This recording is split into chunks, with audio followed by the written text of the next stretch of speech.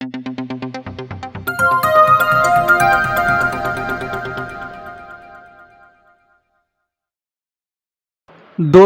इस दुनिया में न्यूक्लियर वेपन्स का जन्म और उनके तेज़ी से डेवलपमेंट होने का श्रेय दो देशों को दिया जाता है और ये देश हैं यूएसए और यूएसएसआर। इन्हीं की बदौलत कोल्ड वॉर एरा के दौरान न्यूक्लियर वेपन्स की रेस शुरू हुई और आज हमारे पास इतने न्यूक्लियर वेपन्स हैं जिनकी मदद से पृथ्वी को एक नहीं, दो नहीं, बल्कि लगभग 20 बार नष्ट किया जा सकता है। वर्तमान समय में रूस और यूक्रेन के बीच चल रहे इस युद्ध में एक बार फिर न्यूक्लियर वेपन्स का खतरा मंडरा रहा है और इस खतरे के पीछे इस टाइम भी रूस और अमेरिका ही हैं।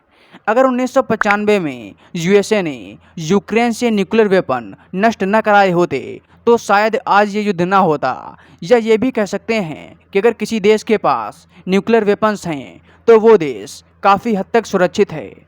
दोस्तों, न्यूक्लियर वेपन्स के लिए हर देश की अपनी अलग अलग पॉलिसी होती है। जैसे कि पाकिस्तान की पॉलिसी है कि उसके देश के बड़े हिस्से पर दुश्मन देश का कब्जा हो जाए या फिर युद्ध में पाकिस्तान के टॉप लीडर्स की डेथ हो जाए तो उस स्थिति में वो न्यूक्लियर वेपन्स का यूज कर सकता है।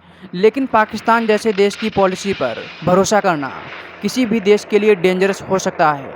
वहीं इंडिया में देखा जाए तो इंडिया ने जब अपना सफलतापूर्वक न्यूक्लियर टेस्ट कंडक्ट किया तो घोषणा की गई कि India no first use policy को अपनाएगा, यानी जब तक इंडिया पर न्यूक्लियर वेपन्स का यूज न हो तब तक वो अपने न्यूक्लियर वेपन्स का यूज नहीं करेगा। लेकिन वर्तमान समय में चाइना और पाकिस्तान जैसे परमाणु संपन्न देश भारत की सिक्योरिटी को लगातार थ्रेटन कर रहे हैं। ऐसी स्थिति में भारत की नो फर्स्ट यूज पॉलिसी ठीक है या नहीं, यह भारत को एक नई पॉलिसी की ज़रूरत है। आज के इस वीडियो में हम इसी टॉपिक को डिस्कस करेंगे, लेकिन उससे पहले मैं चाहता हूं कि यदि आपने अभी तक चैनल को सब्सक्राइब नहीं किया है तो वो आप सब्सक्राइब कर लीजिए। दोस्तों, इंडिया में न्यूक्लियर जर्नी की शुरुआत 1945 में होमी जहांगीर भाभा के नेतृत्व में हुई।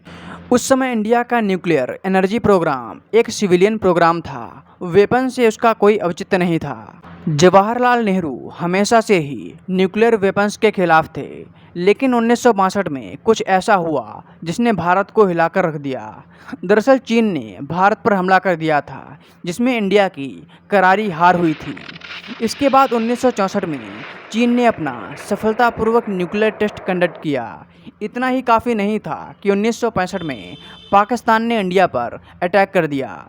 यहाँ तक आते आते इंडिया को यह रियलाइज हो चुका था कि केवल शांति के रास्ते पर चलने से अपने अस्तित्व को बचाए रखना संभव नहीं है, और यहाँ से इंडिया में न्यूक्लियर प्रोग्राम की शुरुआत हुई।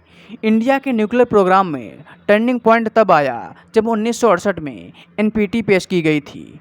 दोस्तों, एनपीटी के तहत उस समय की 5 न्यूक्लियर पावर्स यानी US, UK, USSR, France, China ने पूरी दुनिया पर एक न्यूक्लियर स्टेटस इम्पोज कर दिया था, यानी इन 5 देशों के अलावा कोई देश अब न्यूक्लियर टेस्ट नहीं करेगा। लेकिन भारत ने इस ट्रीटी पर साइन करने से मना कर दिया और आज तक इस पर साइन नहीं किया। 1971 में इंडिया और पाकिस्तान के बीच एक और युद्ध हुआ और इसके 3 साल बाद 1974 में प्रधानमंत्री इंदिरा गांधी के नेतृत्व में इंडिया ने स्माइलिंग बुद्धा नामक एक न्यूक्लियर टेस्ट कंडक्ट किया, लेकिन यह टेस्ट उतना सक्सेसफुल नहीं रहा। इसके बाद 1998 में 11 मई और 13 मई को इंडिया ने पोखरण में 5 न्यूक्लियर टेस्ट कंडक्ट किए, जो पूरी तरह सफल रहे और इंडिया ने अपने आप को एक न्यूक्लियर वेपन स्टेट घोषित कर दिया।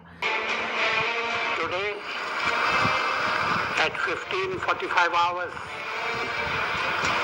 India conducted 3 underground nuclear tests in the Pokhran range. These tests conducted today were with a fission device, a low yield device, and a thermonuclear device. दोस्तों, अब आइए इंडिया की नो फर्स्ट यूज पॉलिसी को समझते हैं, जो 2003 में introduce की गई थी। दोस्तों, पहले तो हमें यह समझना होगा कि इंडिया की ये पॉलिसी इंडिया के स्ट्रेटजिक इंटरेस्ट को ध्यान में रखते हुए अडॉप्ट की गई है। जैसा कि हम जानते हैं कि न्यूक्लियर टेस्ट के बाद इंडिया के ऊपर वेस्टर्न कंट्रीज और अमेरिका के द्वारा बहुत प्रेशर बनाया जा रहा था। ऐसी स्थिति में इंडिया ने इस पॉलिसी के जरिए खुद को एक रिस्पॉन्सिबल न्यूक्लियर पावर के रूप में सामने रखा। इसका नतीजा था कि 2005 में इंडिया और यूएस के बीच एक सिविलियन न्यूक्लियर एग्रीमेंट हो पाया। इसी पॉलिसी की बदौलत इंडिया को बाकी न्यूक्लियर पावर्स ने ग्लोबल न्यूक्लियर ऑर्डर में एक्सेप्ट किया। इसी का नतीजा है कि इंडिया एमटीसीआर जैसे ग्रुप का हिस्सा बन पाया।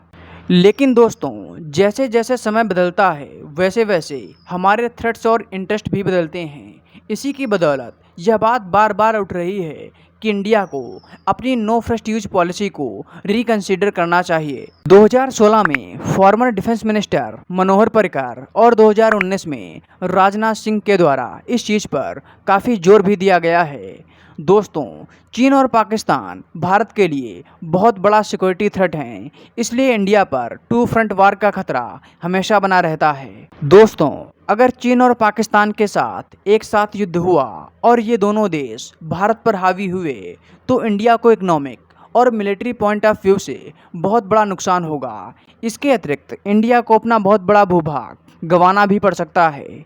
इससे बचने के लिए इंडिया को अपनी नो फर्स्ट यूज पॉलिसी को रिकंसीडर करने की आवश्यकता है। ऐसा होने पर चीन और पाकिस्तान भारत पर अटैक करने से पहले 100 बार सोचेंगे कि इंडिया ज़रूरत के समय न्यूक्लियर वेपन्स का यूज़ कभी भी कर सकता है। ऐसा नहीं है कि India no first use policy को रिकंसीडर करने वाला विश्व का पहला देश होगा। इससे पहले रूस में भी नो फर्स्ट यूज पॉलिसी थी, लेकिन उसने वेस्टर्न कंट्रीज और अमेरिका के थ्रेट की वजह से इस पॉलिसी को चेंज कर दिया था। दोस्तों, वीडियो इन्फॉर्मेटिव लगा हो तो चैनल को सब्सक्राइब कर लीजिए। धन्यवाद।